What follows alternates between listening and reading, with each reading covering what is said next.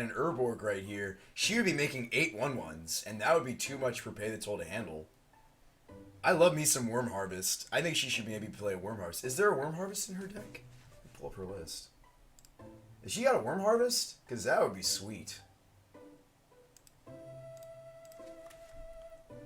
That would be super sweet if she has a Worm Harvest. I'll pull up her deck list. I don't think she does. I mean, there's no Urborg, so that would be indicative that she's not trying to pull off something like Worm Harvest. I mean, we thought that this tournament would be slow enough for something like Worm Harvest, right? We think it's slow enough for gifts. Certainly it could be slow enough for... Let me look at her list.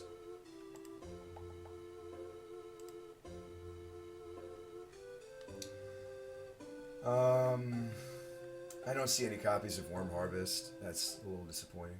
Isaac was cornered. His mother fueled with the desire to serve.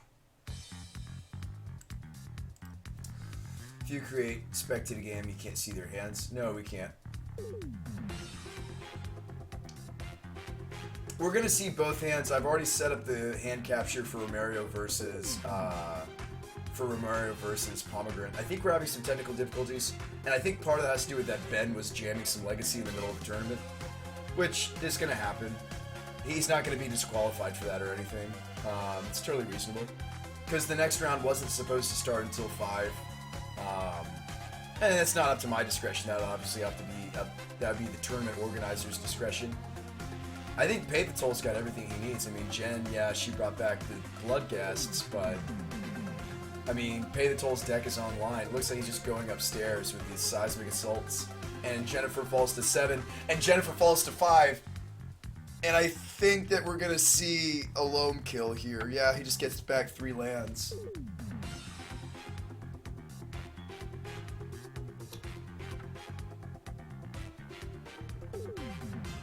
They do hand captures, Ewok. VSL, for example, they do some re-engineering. They basically use Skype and like window capturing technology, like monitor capture. Okay, so she goes down. All right, let's go to our feature match. So that was Pomegranate versus, and I think that's exactly what's happened. I think Pomegranate got into a game of Legacy. Yep. Oh, that's fun to watch. Oh, looks like he's playing Stompy. Okay, so he's got a Magus of the Moon, Red Cap in Legacy. That is hilarious. Against an Infect player. And this Infect player is like, what the hell is going on? I'm getting like Magus of the Moon, freaking Red Capped. This is hilarious. Yeah, he killed a Noble Hierarch. It looks like the first Magus of the Moon was forced. And there's a Glistener Elf. Okay. I mean, Ben needs something going, although I guess he could just hardcast these 2 Simian Spirit Guides in his hand. No, we're going to have Romario's hand. I've set up a game capture, as you can see above. Although he's looking through the pairings right now. So Pomegranate is totally reasonable, though. I mean, the next round of the tournament wasn't supposed to start for another 13 minutes. So we'll cheer him on as he plays his... Oh, wow, Kiki Jiki. Ah, it's a beating. And does his Infect opponent, have...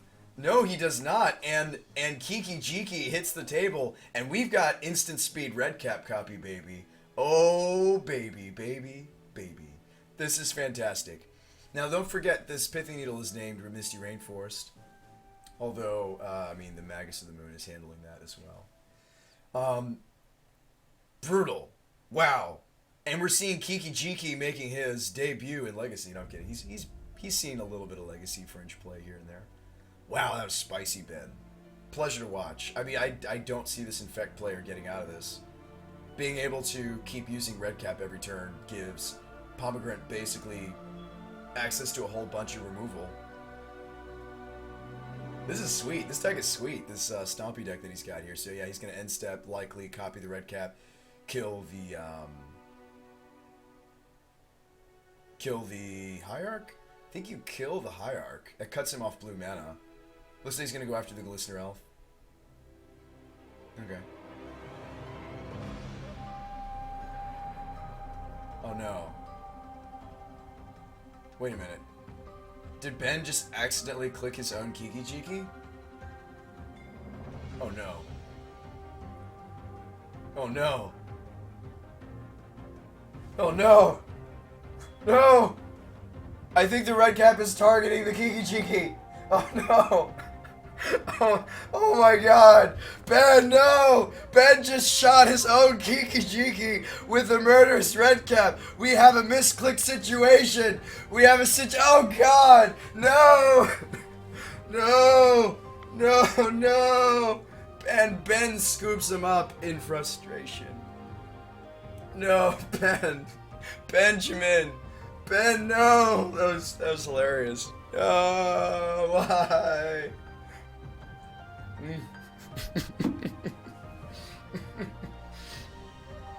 He was trying to give his foe a handicap. I don't even think he should have scooped there, Ben. I don't even think Ben should have scooped there.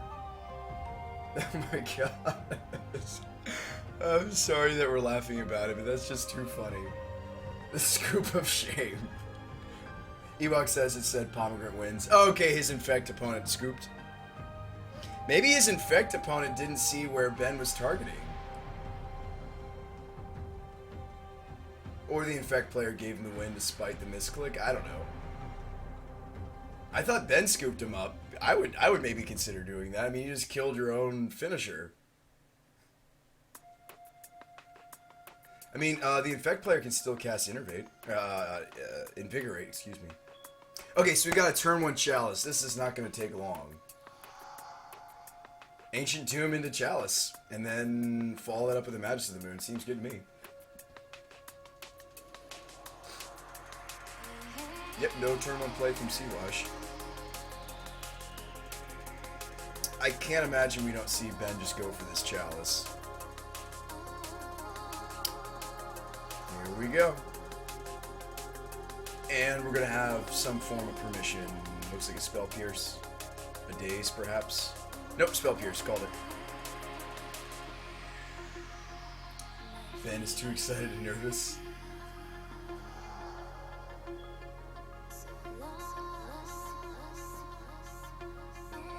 Nathaniel has asked Ben, yo, we're 20 minutes in round 2. What's up?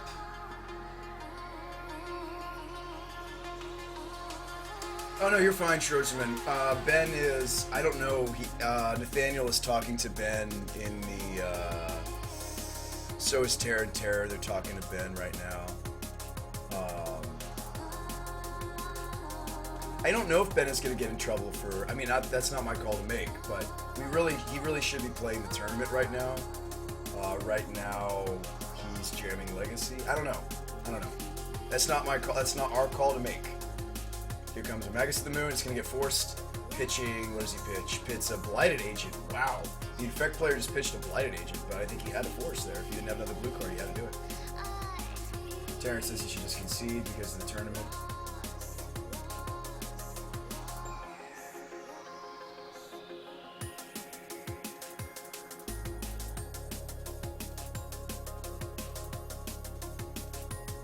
I mean, that's not my call to make.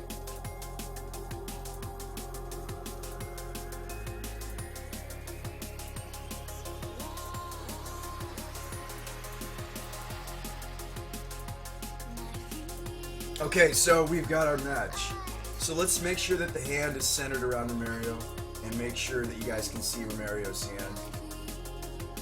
So Ben's opener isn't bad. He's got 2 lands, 2 Pentad Prisms, and a Voice, and a Breach, and a Hulk. You gotta keep that. You guys can see Romario's hand, right? His hand is 2 Seekers, a Lighting Helix, a Swift Spear that he just cast, a Lightning, Lava Spike, and Plains. So this is Red White Prowess versus Hulk Breach. Let's see who is victorious! Yeah, we can see both hands. Actually, I can maybe blow that up a little bit. Let me blow this up a little bit.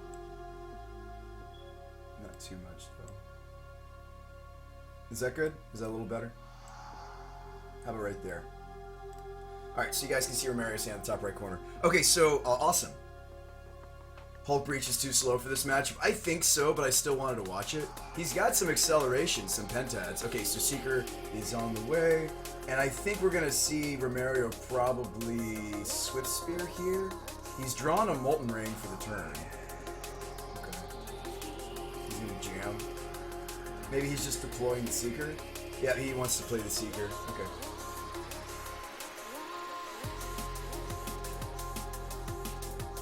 Okay, so Ben is dropping the breach, and I think we're going to see a kill here. You punch him with the Hulk. So Ben punches in with the Hulk. Not that that's relevant. I mean, he's going to... Wow. And we said that this was maybe too slow, Terran, but I feel like it's over. Oremancer, Hexmage. Hexmage is going to remove the counters from the Oremancer. Oremancer's ability is going to happen after the Vanishing. He's going to go into the deck and find the Hive Mind, put the Hive Mind into play. Hive Mind's going to be in play, and we're going to see Pact of the Titan. We're going to see Summer's Pact, and Bromario goes down. It's over. It is over. It is over. And we go to game 2 immediately. The combo deck too strong for Romario. Let's see how Ben sideboards. Romario's sideboard, though, just so we can talk about it, at least I'm not going to have it on screen, but I'm going to pull up his sideboard so we can briefly talk about it. Romario's sideboard, he has relevant sideboard cards. He has a Deflecting Palm. Maybe relevant if Ben is going to sideboard into the Kozilek. Of course, Romario has perfect information. I see a Guttural Response. Not that useful.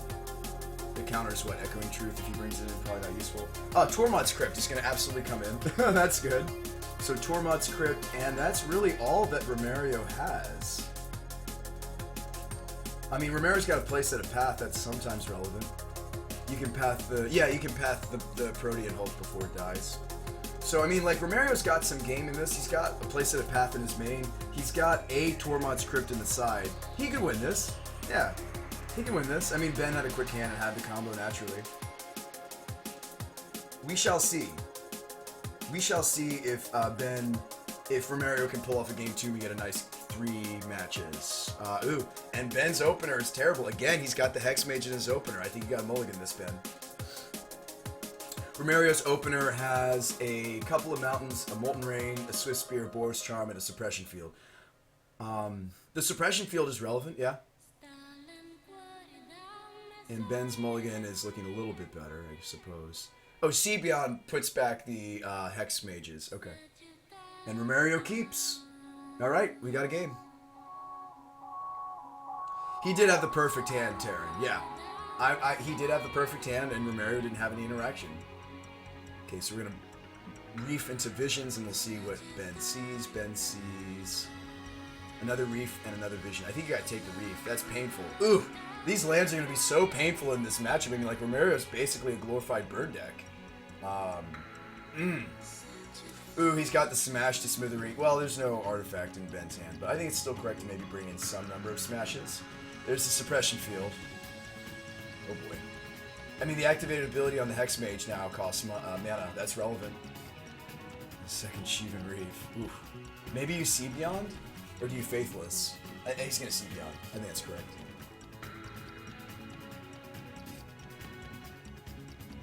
There's the Hexmage. He's going to bin the... Okay, so he put the Oremancer back into the deck. Did he mean to put the Hexmage back into the deck? I think Ben meant to put the Hexmage back into the deck. Did we see another misclick from Benjamin? We did just see him kill his own Kiki-Jiki in his Legacy match, and he concedes. It may not have anything to do... I think he did mean to click the Hexmage and put the Hexmage back into the deck. Maybe it was another misclick. He runs 2 Oremancer, only 1 Hexmage. So, because of that, you want to be able to put the Hexmage back inside of the deck. Sebion allows you to do that. I've run Sebion in Polymorph decks before. Being able to put things like Emrakul back into the deck is relevant. And Ben Falls, maybe, and not necessarily had anything to do with Romario's sideboard necessarily. It looked like Romario put a clock on him. He didn't get what he needed, and we're moving on to game 3. I was hoping we were going to get a little more magic out of this, but at least we're getting a game 3 that I can't complain. Yeah, why would you cut any Hive Minds? Sometimes you just have to naturally cast it, Ben. Pyroclasm seems good.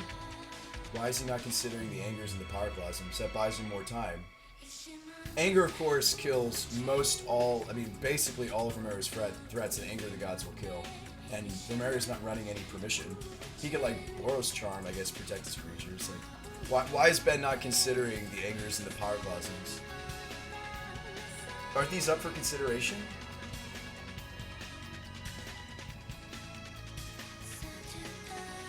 I would cut the Slaughter Pack, maybe. Well, no, he can't